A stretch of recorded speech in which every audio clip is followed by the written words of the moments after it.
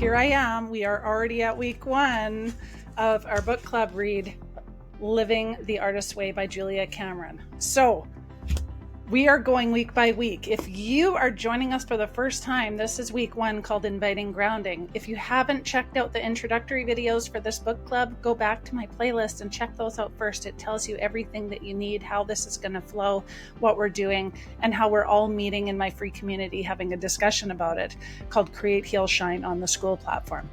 If you're not there, come on over and join. It's totally free.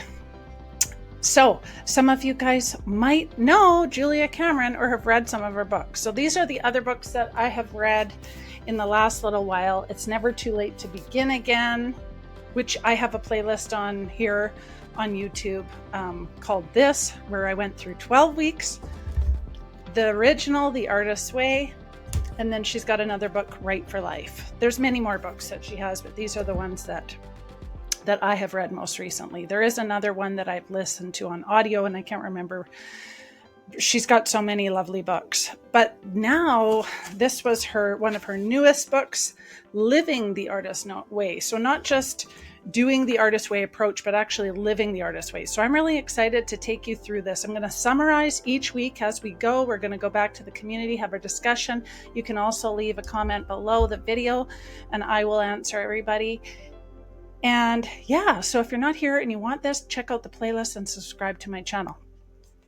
So today we're talking about inviting grounding. Now, like I said, you don't need the book because I'm going to summarize a lot of it, but if you choose to, you can get it audiobook, paper book, whatever you want. I love the paper aspect of it, but I also love the convenience of the audio idea.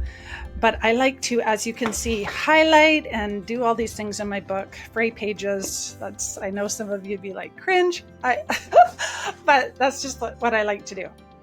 Now, I like to be able to go back and kind of see the highlights instead of reading the whole book a second time. Sometimes if it's absolutely so detailed and amazing, I'll read the entire thing. But for these books, I tend to highlight. So all you need for this journey with us is really a separate journal, something special that you can start fresh.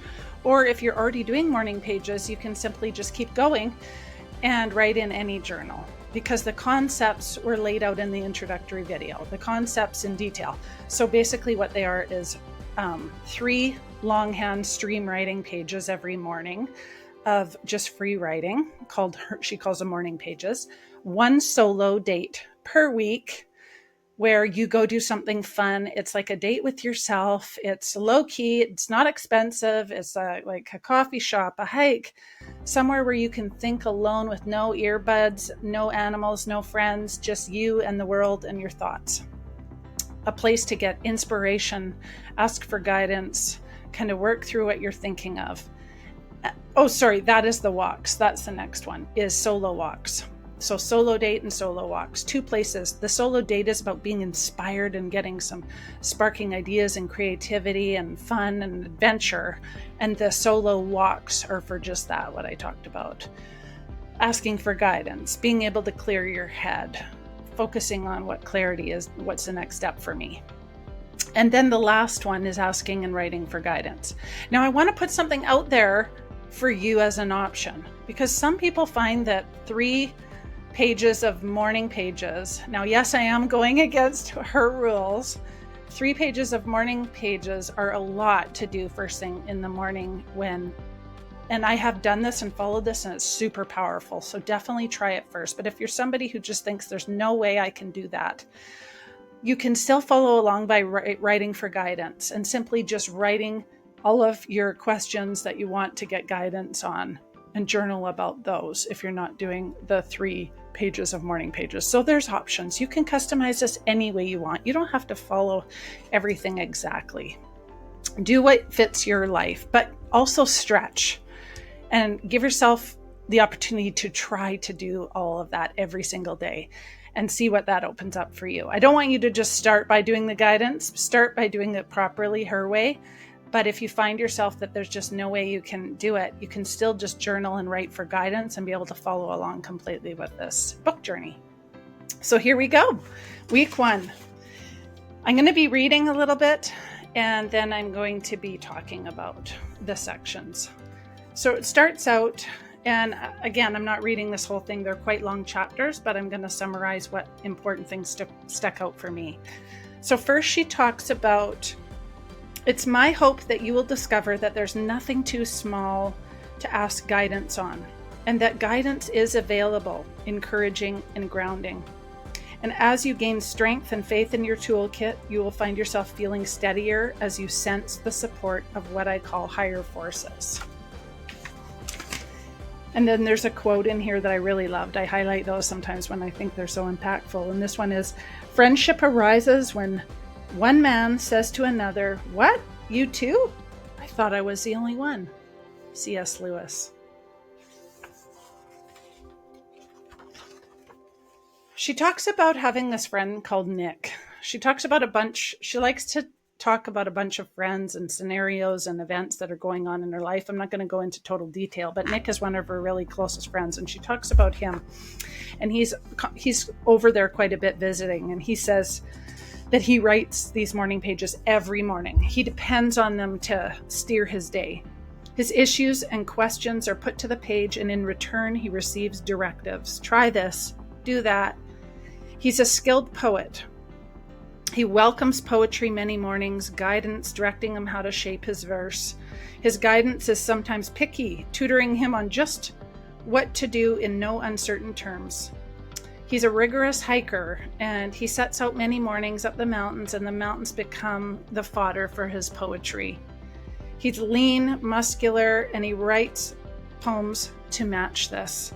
He relies on daily inspiration that comes to him as he writes these pages. He's also naturally disciplined, and very seldom does he miss a day in writing.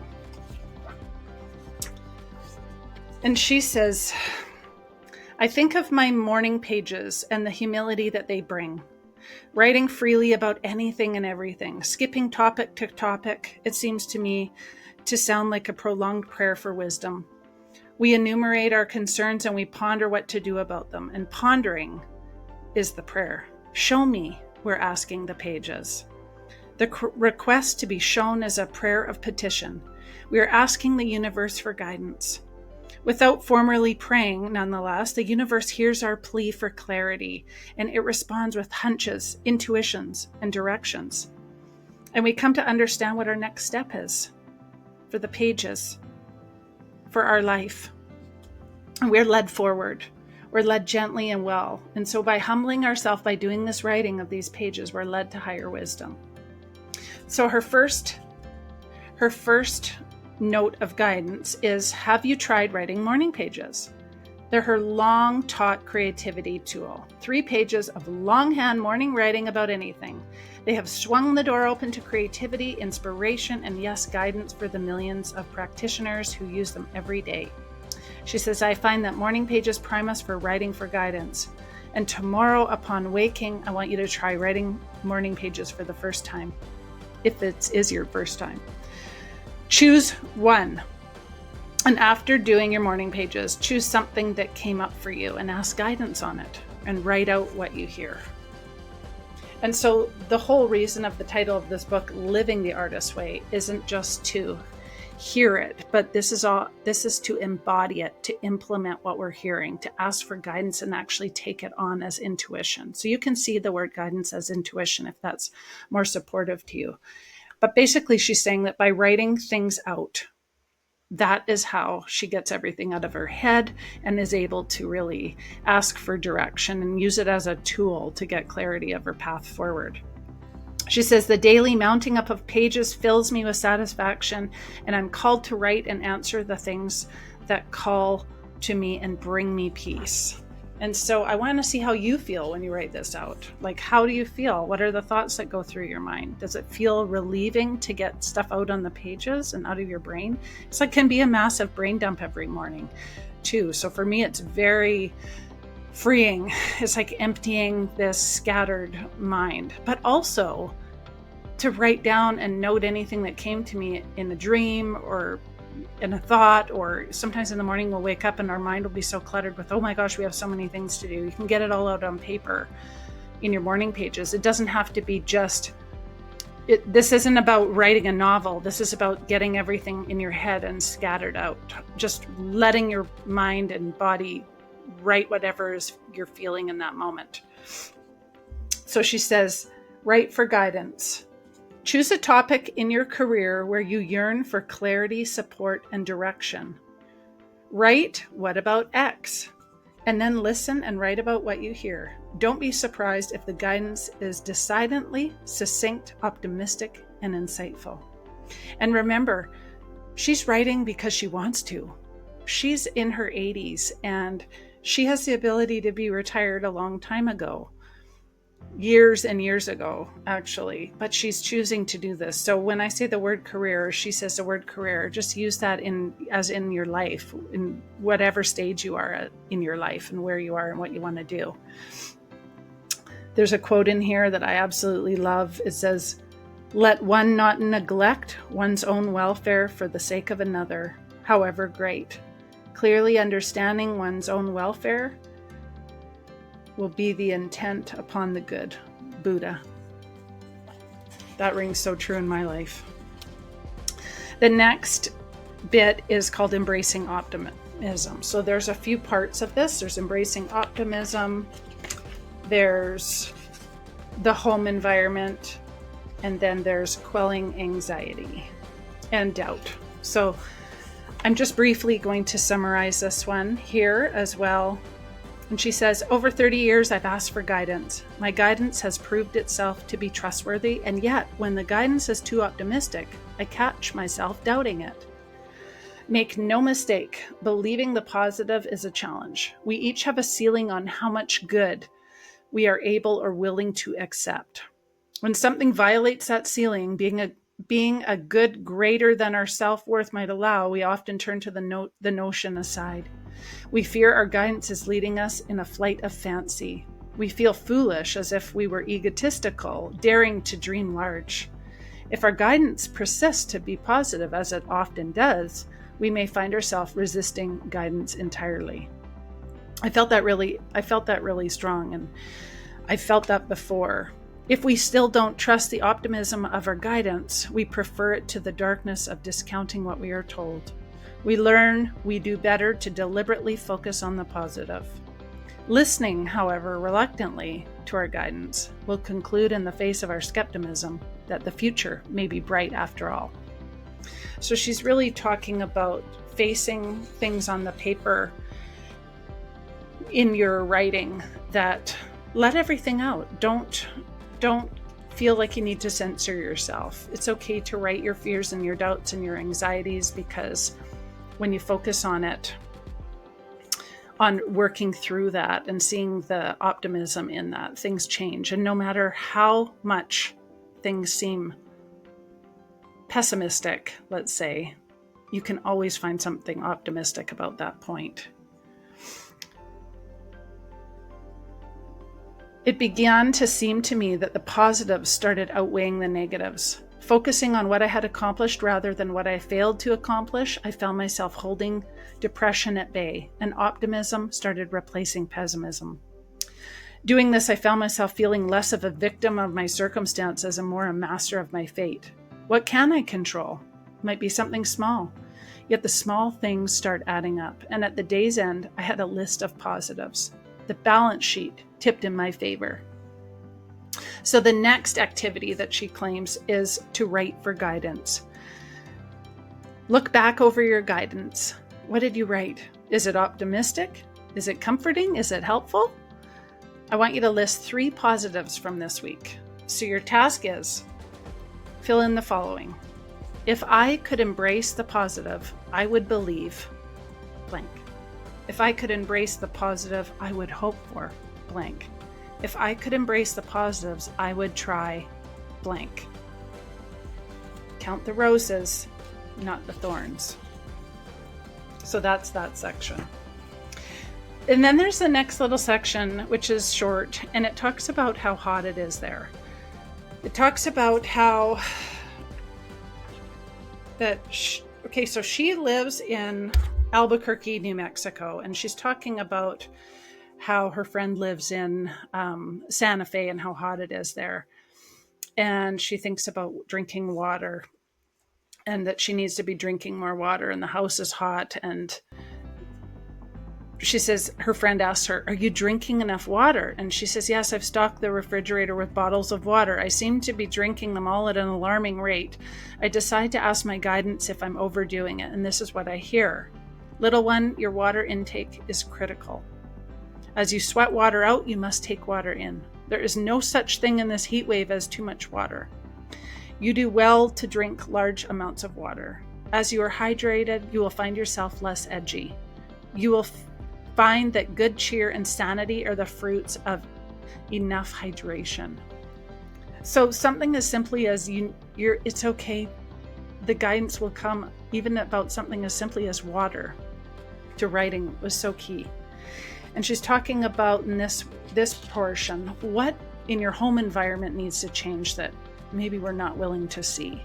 Because she goes in and talks about her friends ordered her some fans. It must have been a massive heat wave. Everyone had their air conditioning cranked and they were still just laying there dying of heat. And she's seeing that somewhere else is still hotter than her, and she's seeing the gratitude in that, and that she has enough water. And when she writes, I love how she writes back, her guidance writes back, "Little one," and talks through her inner child. So that's really precious. And you can have it talk back that way. You can have it guidance come back to you in any way that you want. She says, "I no longer waste energy trying to change what I need to accept." She seeks guidance again, puts pen to paper, and says, "Little one, you are on track, and as much goodness flows from you. Focus on the positive, and you will see that you are growing more comfortable. The night brings you growing cool. You will sleep well and comfortably, aided by your fan." I listen to this guidance with relief. Long years of writing for guidance have taught me that its voice is to be heeded. Tonight, I welcome its gentle wisdom. I am indeed growing cooler, and tomorrow's savage heat can wait until tomorrow. So your next task is choose an issue in your home environment that you wish to change. Then ask for guidance about this issue and listen. Listen on your solo walk. Listen on your solo date. Listen on your morning pages. Listen in your writing.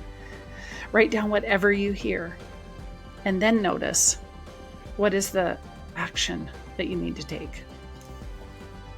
So it can be something so simple or something so big. Sometimes a change of scenery in your home is so amazing for your mental health. Sometimes it says the guidance can come as, "It's so hot in here. Why don't you shut the blinds?" And you're like, "Oh, why am I not doing this? Why am I not thought of that?" Just something so simple. The next two topics are about doubt and anxiety. She says, "So now it's tomorrow and the heat wave returns. I receive a phone call from my friend Scotty stating that she drove from Albuquerque and the heat was 105. Santa Fe registered 96. So hearing this report, I'm grateful for a relative cool. With her friend Nick gone, a long evening stretches ahead. I turn to my pages for guidance as how to best spend it. You will write freely, my guidance says. You will have words and ideas.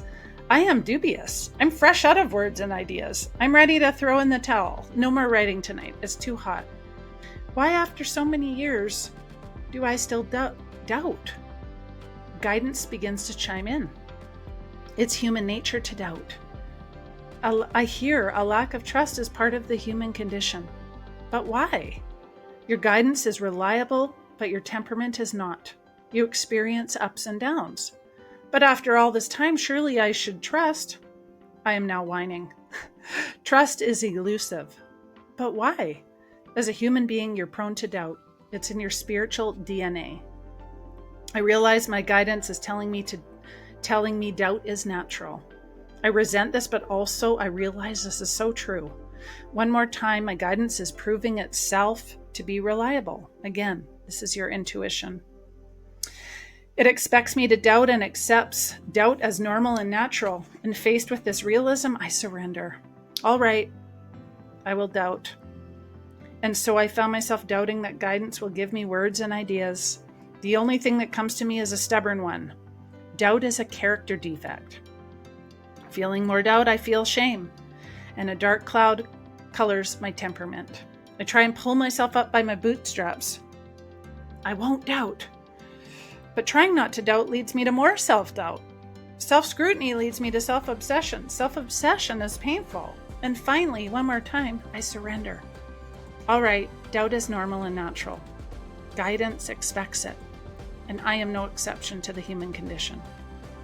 So now this brings me to humility. I am being humbled.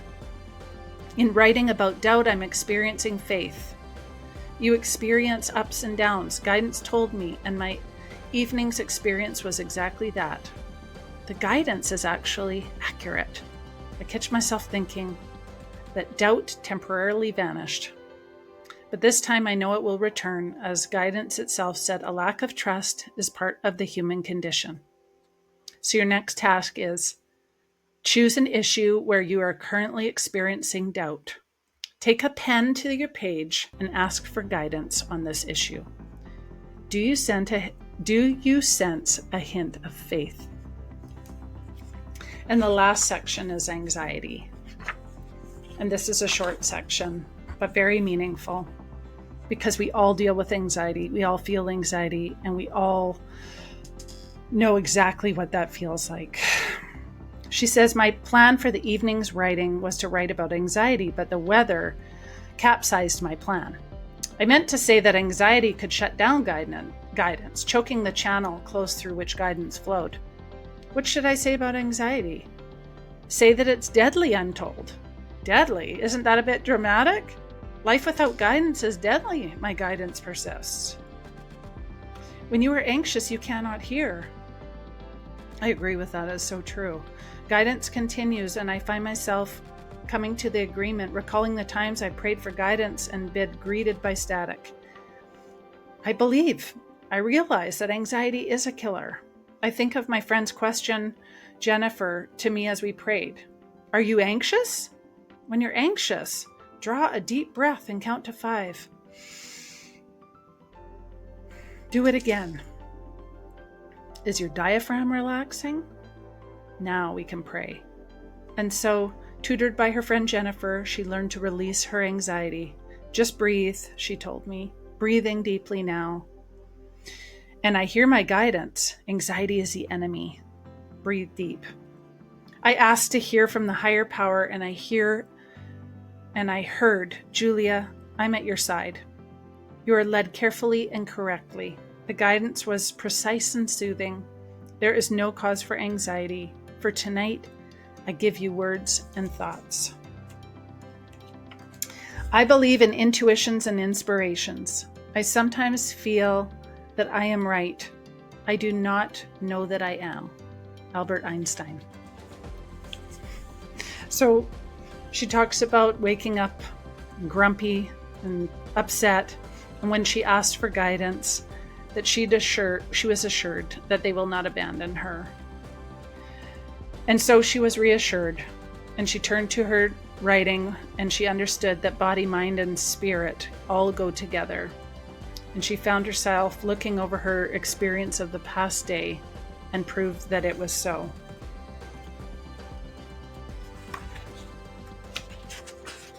And so your last task and final task of writing for guidance this week is fill in the following sentences. I am anxious about blank. I worry that blank. And number 3, my number one source of anxiety is blank. Now choose the most potent topic on your list and write for guidance. What should I do about blank? Do new solutions seem to come to your mind? What comes out of this? So that is chapter 1, called Inviting Grounding.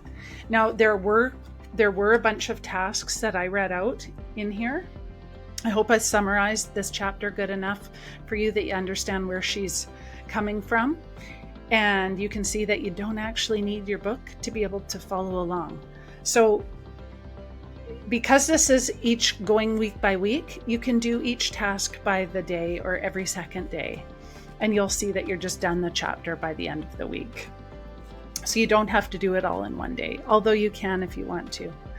So continue your daily morning pages of 3 morning pages, your 1 solo artist date, creator's date, whatever you want to call it this week, your 2 solo walks this week. And I can't wait to see you in the free community where we're going to have a discussion all about this in the posts, or you can even leave comments below and I will reply to you on where you're at. Tell me where you're at, what you're feeling, how you're going about this, what your plan is, if you're doing all the things or if you're just doing some of the things, how committed you are to following through with the 6 weeks. I'd love to hear.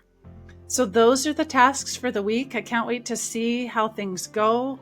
I know I'm really looking forward to my solo walks, and I'm really looking forward to choosing somewhere to go for my creator's day. I kind of have an idea, and I'll share it with you in the group. So I'll meet you over there, and I'll talk to you soon. Bye, everybody, and I'll see you next Monday for week 2. Bye.